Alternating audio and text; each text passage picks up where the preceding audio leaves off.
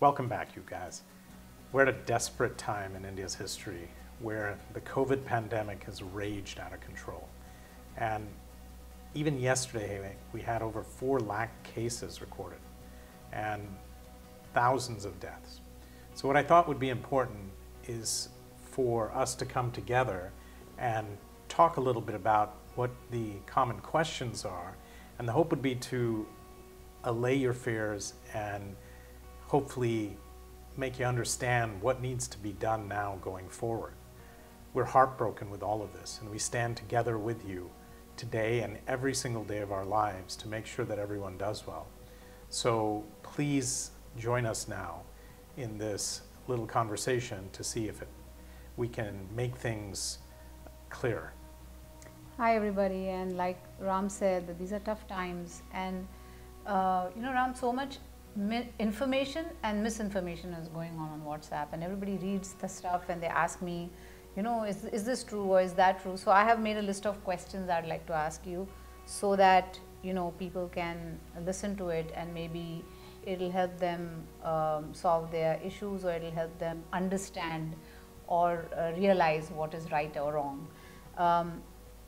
So let me start by asking, how did we get here? Just when we thought that we are over this now and the cases were going down and we were getting into the clear, but how did we get here? It's a great question. We've been at this for over a year now. And I would say prior to this, for almost 4 to 5 months, the caseload had gone down. And further, that people had got a little more bold and not really worried about precautions. Added to that, we had no vaccines, which were vastly disseminated. And then the last thing that happened is that we had some variants come into play, which were far more infectious. Where we find ourselves now is it started in Maharashtra, and then Delhi, and then pretty much the whole country. And it's been a very dramatic change. I think the whole world has gone through this. Right. And what is the state of affairs now, and what should we be concerned about? So the critical issues are as follows. Initially, we had so many patients that we were basically outdistancing what meager health resources we had. And one of the bigger issues was oxygen. And the truth is, we produce enough oxygen if you look at the steel foundries and other things, but it's done in locations which are far away from the areas that need it. And so that infrastructure piece needed to be developed. And the good news is, not only in India, but as well as the West, everyone's joined hands to increase the number of oxygenators and improve the oxygen situation.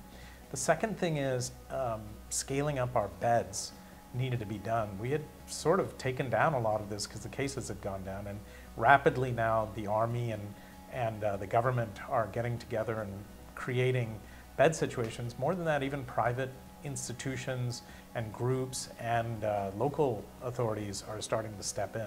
So that's improving. But in spite of that, while Maharashtra and Delhi's cases appear to be peaking, there's a lag between the peak and the mortality. And so we're starting to see the people who were on the ventilators for an extended period of time passing away. So our mortality has risen. Worse yet, some of the places in other parts of the country, like in UP and in Bengal, as well as Karnataka and Kerala, the rates have gone up precipitously. I think a lot of this might be due to other reasons like the double mutant and other things, and we'll talk about that. Yeah, heard a lot about double mutant, so what is it? So it's almost as if this disease is different in some regards than what we saw a year ago, in that it is far more contagious. And what normally happens as things evolve is that the species of virus which survive are the ones which can evade standard detection and or can spread faster.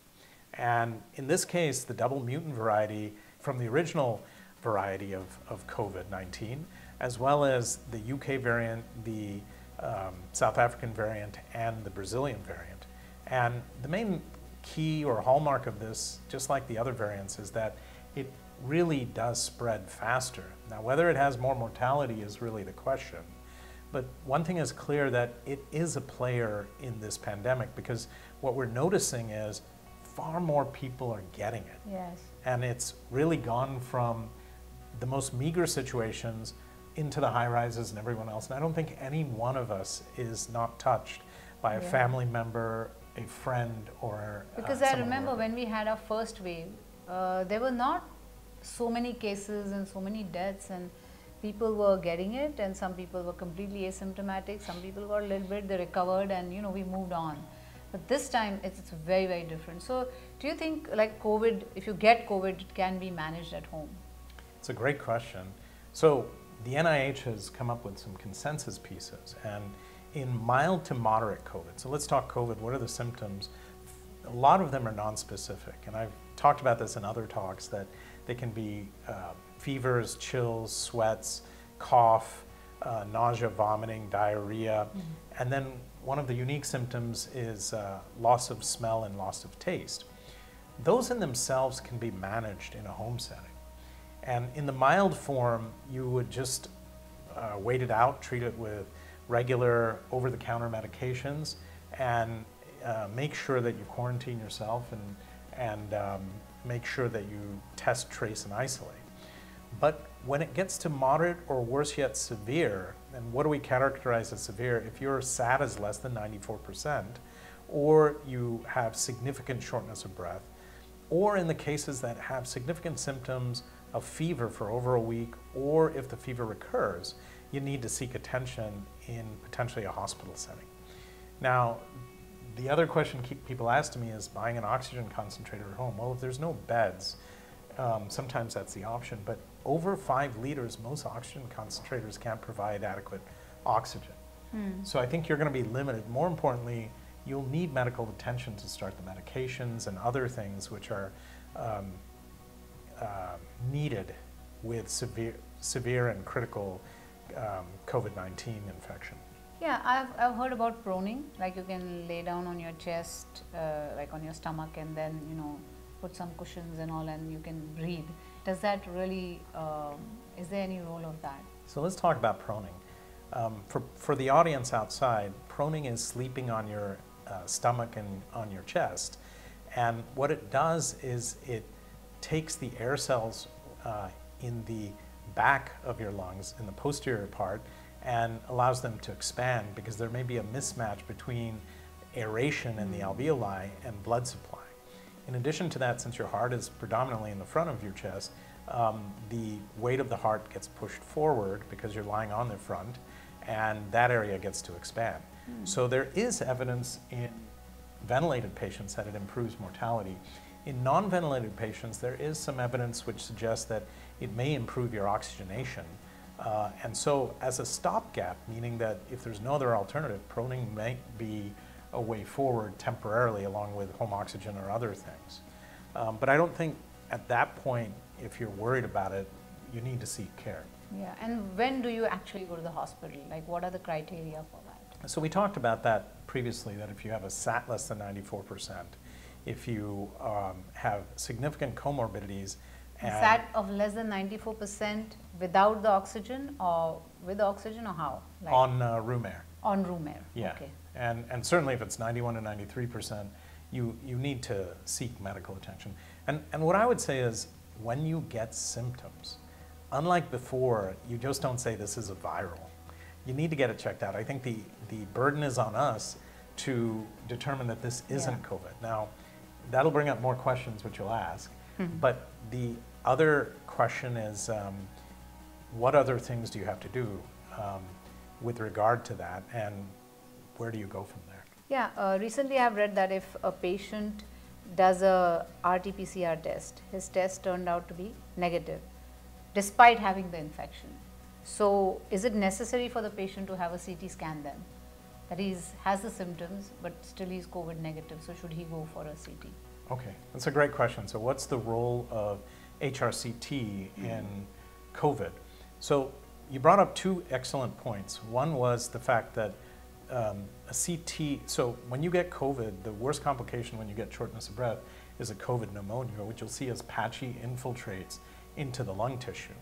And the interesting part is that most people who get COVID will have some degree of them. Whether that's symptomatic or clinically relevant is the real question. So if you were to scan everyone who had COVID positivity, you would see that those changes. It's graded on a severity of up to 25, and it's differentiated into mild, moderate, and severe. And does that change what you do? Well, so there is some patients who have a COVID-19 test that's negative who persist with symptoms. And in those cases, I would say that HRCT can make the diagnosis. Secondly, if you have severe symptoms and you need to be admitted, oftentimes hospitals don't always have a COVID pending or a COVID possible ward. And so to confirm the diagnosis, they do an HRCT. The last case is if you know you have COVID and you have severe symptoms, you can do an HRCT to see the extent of the lung involvement. And that will also dictate two things. One is how aggressive with your treatment and what you'll need, and potentially with your prognosis. But they're not absolutely clear on that. So what is the role of remdesivir? What is the treatment for COVID, right? So if you get admitted with severe symptoms, meaning shortness of breath, diminished O2 or oxygen saturations, and you have to be in a ward or in an ICU depending on where you're at. And one thing I didn't add is if your breathing or respiratory rate is greater than 24, or if you have a 6-minute walk test at home where you walk for 6 minutes and your O2 sat drops by 4 points and goes below 93%, then you need to worry. When you get admitted, the hallmark of severe COVID care is going to be with steroids. And the thought is this, that in the first 7 days into the infection, it's usually driven by viral replication with the mRNA causing cells to lyse and whatnot. In the second 7 days, it's your own immune system that actually targets your cells and creates a cytokine storm. And it's really thought that that immune system is what drives the inflammation and the sickness at that point. And that's why in the first 7 days in the US, even in mild and moderate, they're recommending these monoclonal antibody cocktails, which are made by Regeneron and other companies. And then if it's caught early in the disease with mild and moderate symptoms. In the latter stages, if you're severe, they recommend steroids, in many cases some blood thinners, because COVID and the inflammation that it causes in the inflammatory cascade will activate your clotting cascade called disseminated intravascular coagulation. And with that, you'll get hyperclotting in various beds. So patients are often put on blood thinners, so that's something you can expect as well. Now, the question is, when to use remdesivir, itralizumab, or tocilizumab? And the answer is, according to the NIH consensus guidelines, remdesivir is required if you have severe COVID symptoms on oxygen with severe disease other than that, and with comorbidities and whatnot. Now, let's talk about that.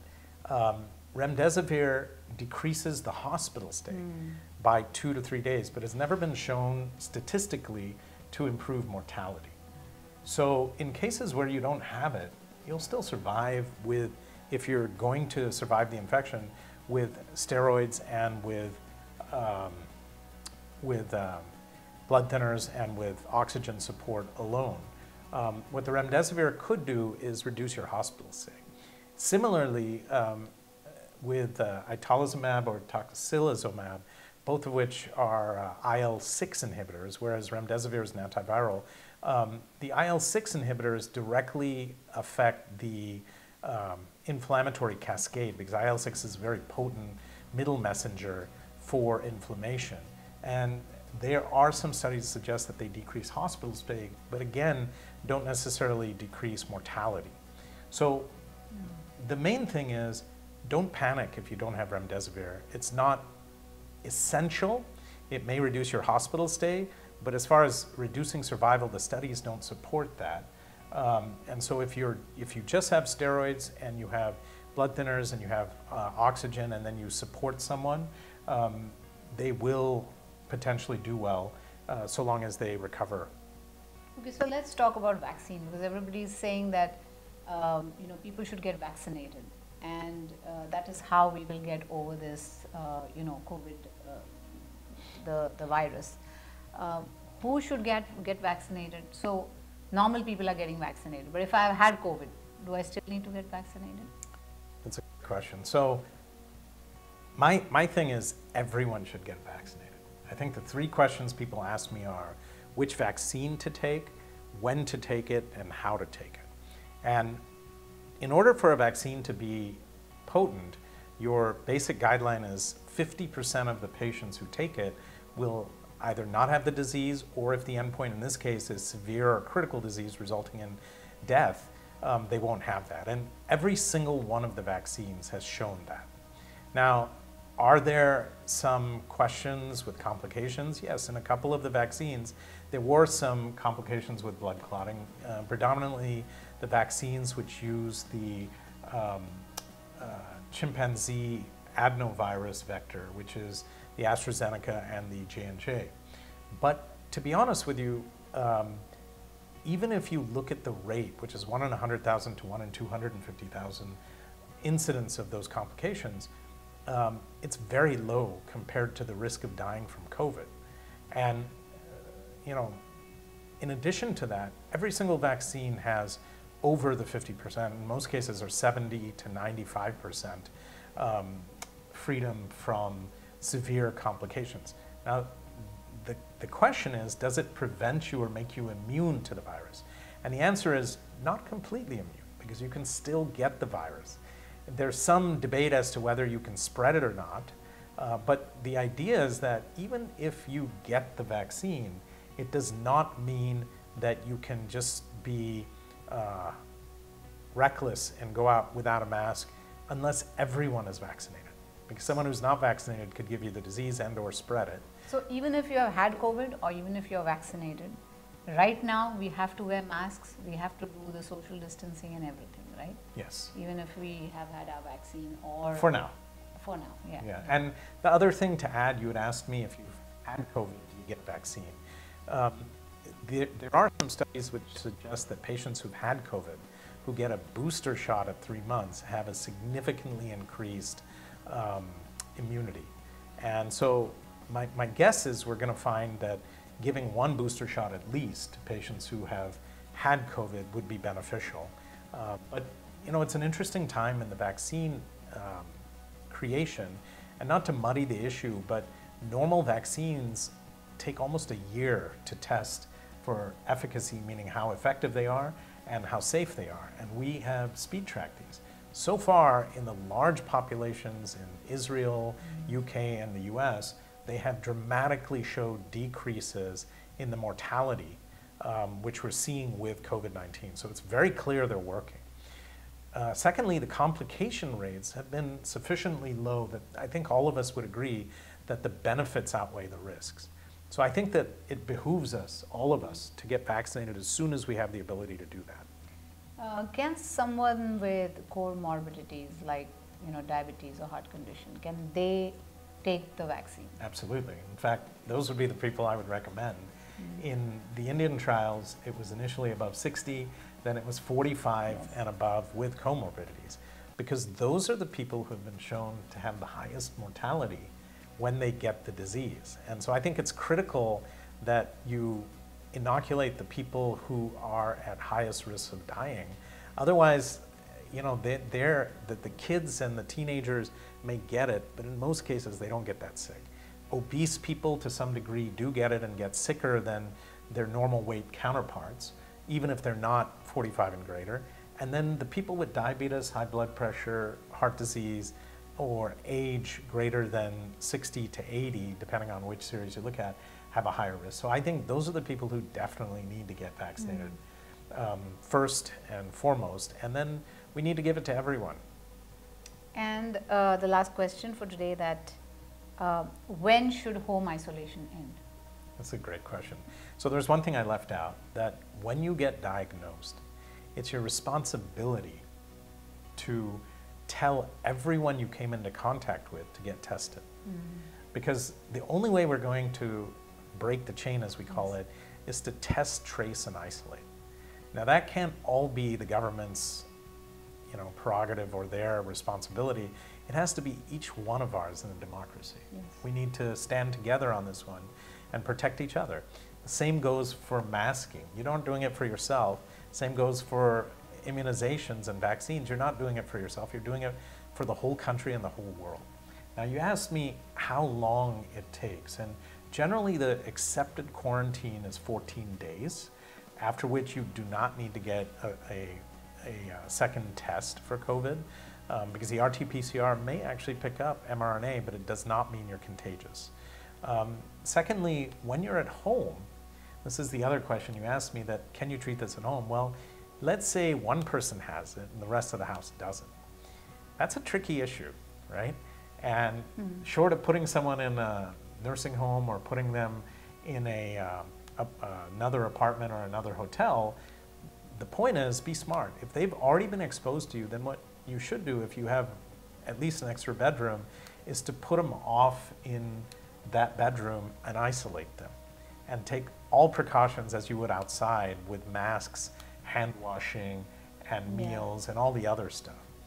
It won't 100% guarantee. And in the studies in China, they found it very hard to isolate at home. But I would, say that if they've already been exposed, then either way, they're going to be quarantining for 14 days to make sure they don't get it as well. So I think it's a chicken and egg. If you have not more than one room in a house and you're 4 or 5 people living there, and one of you gets it, it's better that everybody quarantines for 14 days. Is that what you're saying? Absolutely, because if you think about it, they've all been exposed. And right. This is the same that you do for anyone who's been exposed. They can be tested, but remember, it takes, on average, 5 days gestation period to figure out whether or not you get symptoms. And then for about a day and a half before that, you are potentially shedding virus and potentially have detectable levels of mRNA and can have a positive test. So it's not straightforward. It can be all the way out to 14 days. Right. And so I would say that, strictly speaking, if you've been exposed to people with COVID, 14 days is the norm. But I think that, nowadays we're kind of getting smarter and it's evolving. And I think as you get more and more people vaccinated, the key to vaccines is that it doesn't mean you won't get the disease. It just means you won't get sick from the disease. So even if you have a mild or moderate form, you won't die of it, right? And potentially you may get better much faster. And that's the key to this disease, that one is we need to triage. We need to figure out who needs care when. And that's part of the reason we put these questions together, to figure out who needs to go to the hospital and when. Two is, when you get sick, what are the practices you need to do? One last category I didn't include was pregnant women. Pregnant women definitely need to keep a very low threshold to be evaluated, because so many changes in their body. They're carrying 2 lives. And I think the main thing I've seen, not just in pregnant women, but in women in general, is they often put themselves last and they don't come in for care because they're taking care of their whole family. I would say for all of you, if there's any doubt in your mind, at bare minimum, when you get symptoms, call your doctor, use a telemedicine service, use an app, but get in touch with someone who is knowledgeable, and they can kind of guide you and follow you. If you need to be admitted, look, there are some terrific shortages, but at least if you have someone involved in your care, we can get involved and we can try to get you care and beds and all types of help, and we can help you kind of allay the fear, because that's the other thing that I've seen, that mentally it's exhausting when you're also, I came to know of a family who was pregnant. The woman was pregnant with a child, and she got COVID, and she was in trouble, but they hesitated to go to the hospital. They didn't go to the hospital because they thought, oh my God, the hospital has all COVID patients.